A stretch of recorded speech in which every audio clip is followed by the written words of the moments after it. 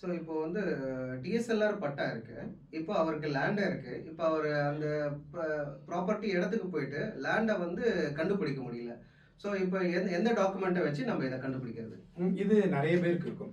வெளிநாட்டுல இருப்பாங்க, இல்ல வெளியூர்ல இருப்பாங்க. சென்னையில வந்து ஒரு இன்வெஸ்ட்மென்ட் அப்படின்னு சொல்லிட்டு இடத்த வாங்கி போட்டுருப்பாங்க.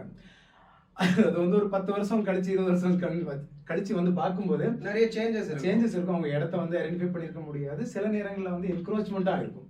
பவுண்டரி டிஸ்பியூட்டா இருக்கும். அது நம்ம ஃபர்ஸ்ட் என்ன அப்படின்னா, அதுக்கு வந்து நீங்க எஃப்எம்பி ஸ்கெட்ச். ஸோ அதை வச்சு அதில் என்ன அப்படின்னு பார்த்தீங்கன்னா, உங்களுடைய அட்ஜஸ்டன்ட் பக்கத்து பிளாட்டு யார் யாருக்கு இருக்கு அப்படின்றது தெரியும். அதில் உங்களுடைய லேண்டோடைய சைஸுமே கொடுத்துருந்துருப்பாங்க. ஃப்ரண்டேஜ் பேக் அந்த சைஸ் எத்தனை மீட்டர் அப்படின்றதும் கொடுத்துருந்துருப்பாங்க. ஸோ அதை வச்சு நீங்கள் வந்து ஈஸியாக ஐடென்டிஃபை பண்ணி எடுத்துக்கலாம். இதில் என்ன பிரச்சனை இருக்கும் அப்படின்னா, என்க்ரோச்மெண்ட் இருக்கிறதுக்கு வாய்ப்பு இருக்கு, பவுண்டரி டிஸ்பியூட் இருக்கிறதுக்கு வாய்ப்பு இருக்கு. ஏன்னா வந்து நீங்கள் உங்கள் லேண்ட் எம்டி லேண்டாக இருக்கும், பக்கத்து பிளாட்டுக்காரவங்க வந்து அதில் வந்து பில்டிங் கட்டி காம்பவுண்ட் கட்டியிருப்பாங்க. உங்கள் லேண்டில் ஒரு 2 ஸ்கொயர் ஃபீட்டோ 3 ஸ்கொயர் ஃபீட்டோ எக்ஸ்ட்ரா எடுத்து கூட அவங்க கட்டியிருக்கிற வாய்ப்பு இருக்குது. ஸோ அதனால் நீங்கள் இந்த மாதிரி டிஸ்பியூட் இல்லாமல் இருக்கணும்னு நீங்கள் ஃபீல் பண்ணீங்க அப்படின்னா, எப்போவுமே நீங்கள் இப்போ 10 லட்ச ரூபா இன்வெஸ்ட் பண்ணுறீங்க, 50 லட்ச ரூபா இன்வெஸ்ட் பண்ணுறீங்க, 1 கோடி ரூபா இன்வெஸ்ட் பண்ணுறீங்க, அர்த்தம் கிடையாது. ஆனால் கூட ஒரு 1 லட்ச ரூபா செலவு பண்ணி அந்த பவுண்டரியை மட்டும் நீங்கள் வந்து கரெக்டாக ஃபிக்ஸ் பண்ணி கட்டிட்டீங்க அப்படின்னா, உங்கள் லேண்டு நீங்கள் எத்தனை வருஷம் கழிச்சு போனாலும் அது உங்களுக்கு இருக்கும்.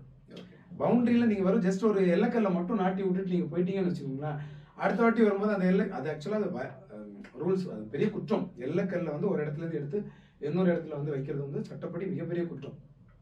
இப்போ யார் அதை பார்க்குறா தெரியுது, ஏன்னா நம்ம போய் பார்க்க போகிறது கிடையாதுல்ல, அதை மாற்றி வைக்கிறதுக்கு வாய்ப்பு இருக்குது. ஸோ அதனால் வந்து முடிஞ்ச வரைக்கும் அந்த தவறுகள் நடக்காமல் நம்ம தான் பார்த்துக்கணும். ஏன்னா நம்மளுடைய ப்ராப்பர்ட்டி.